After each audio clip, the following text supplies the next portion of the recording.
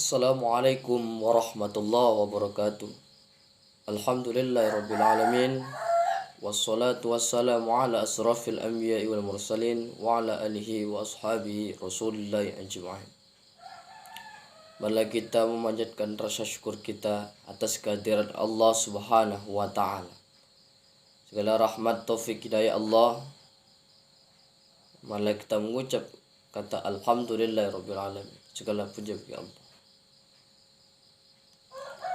Kemudian salawat dan salam adalah kita ibahkan kepada baginda Nabi Muhammad Rasulullah sallallahu alaihi wasallam. Allahumma shalli ala sayyidina Muhammad wa ala sayyidina Muhammad. Semoga kita mendapat syafaat di yaumil mahsyar kelak. Amin ya rabbal alamin. Mudah-mudahan pada kesempatan ini kita semua dalam keadaan sehat walafiat, diberikan Allah kesehatan jasmani dan rohani. Yang saya hormati dosen pembimbing Umi Ade Irma LCMHI, dan yang saya hormati para mahasiswi semester 4 baik HKI maupun HES, baik ekstensi maupun reguler.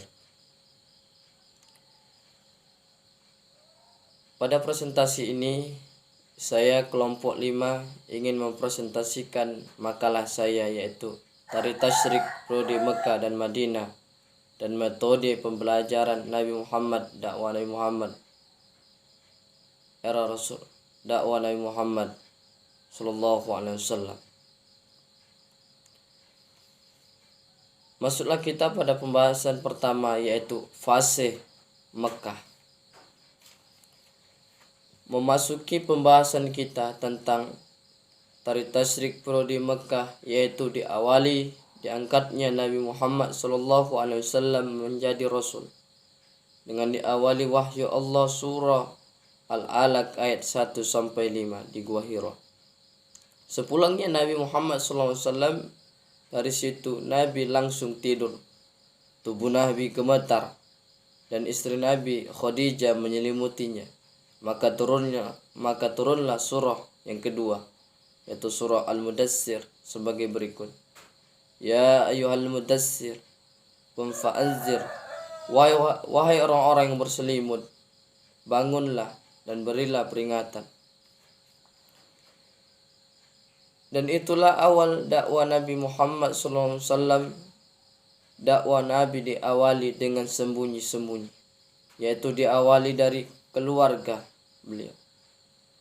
Yang pertama orang yang masuk Islam, yaitu istri Nabi, yaitu Khadijah binti Walid. Kemudian pembantu Nabi, yaitu Zaid bin Harisah. Kemudian sepupu Nabi dari golongan anak-anak, yaitu Ali bin Abi Thalib. Dari golongan laki-laki, sahabat karib Nabi, yaitu Sayyidina Abu Bakar As-Siddiq. Itulah yang disebut dengan as-sabiqunal awwalun, yaitu orang-orang yang pertama masuk Islam. Kedua, mulailah dakwah secara terang-terangan.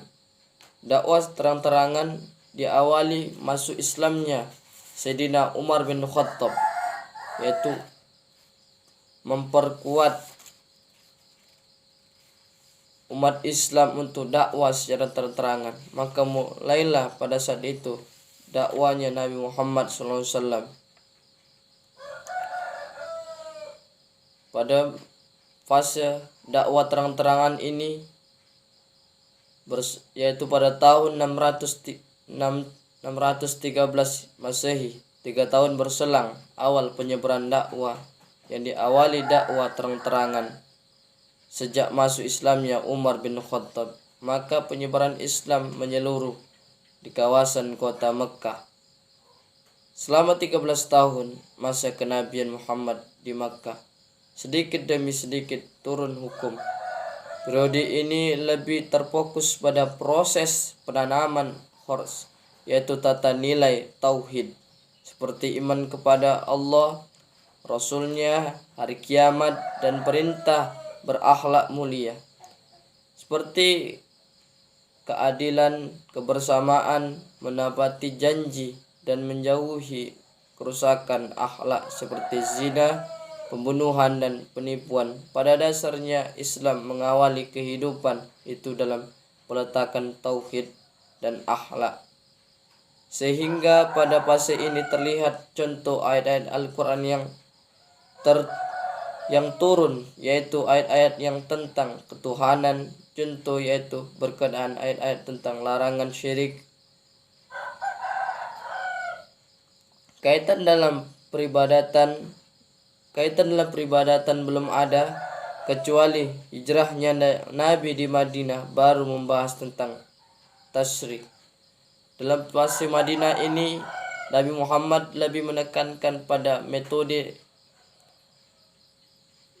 dasar, yaitu peletakan pondasi, yaitu penanaman tauhid, penanaman akhlak. Berkaitan tentang akhlak, Nabi Muhammad SAW diutus untuk menyempurnakan akhlak. Innama bu'istu liutammima makarimal akhlak. Masuklah pada fase kedua, yaitu fase Madinah.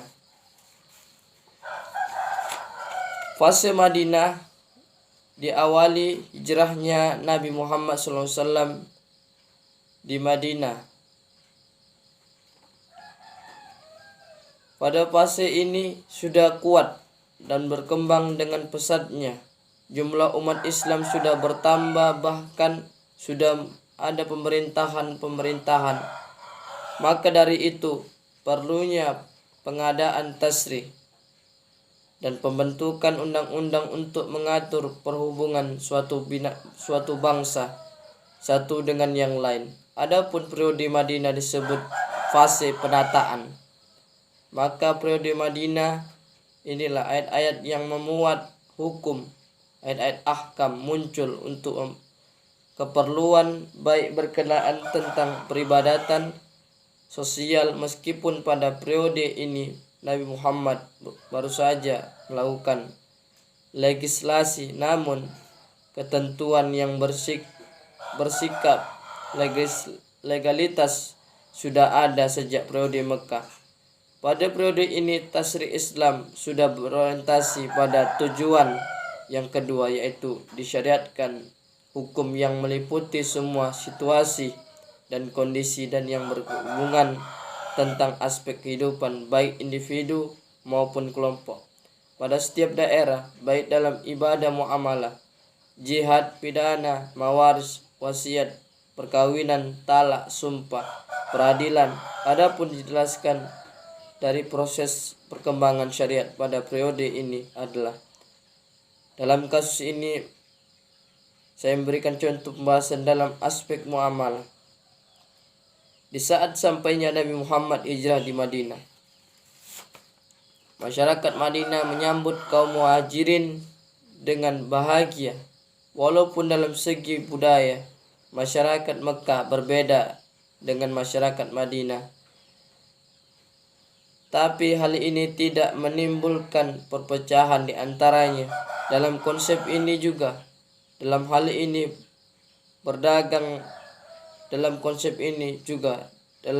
berdagang, masyarakat muhajirin menjalankan aktivitasnya yang biasa dilakukan di Mekah, seperti berdagang, bertani, peternak, dan lain-lain. Dan masyarakat Ansor juga menerima dengan tulus kedatangan saudaranya kaum muhajirin. Selain itu, para orang-orang Yahudi di Madinah menerima mereka dengan baik, bertoleransi dengan baik. Karena itulah timbullah Piagam Madinah, yaitu simbol kedamaian di Madinah.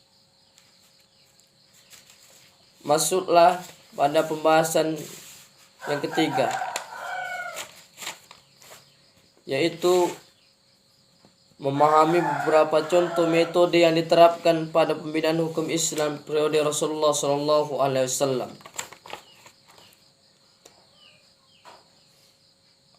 Pada fase ini, pada pembahasan ini, saya menjelaskan dari awal kembali. Dakwah Nabi Muhammad SAW diawali diangkatnya Nabi Muhammad SAW menjadi Rasul, yaitu dengan turunnya wahyu Allah yang pertama surah Al-A'la ayat 1 sampai 5, yaitu berisi tentang membaca. Di situ kita memahami bahwa perlunya kita membaca, melihat dan memahami ilmu itu sendiri. Sepulangnya Nabi dari Gua Hira, setelah mendapat wahyu Allah itu, Nabi Muhammad SAW langsung tidur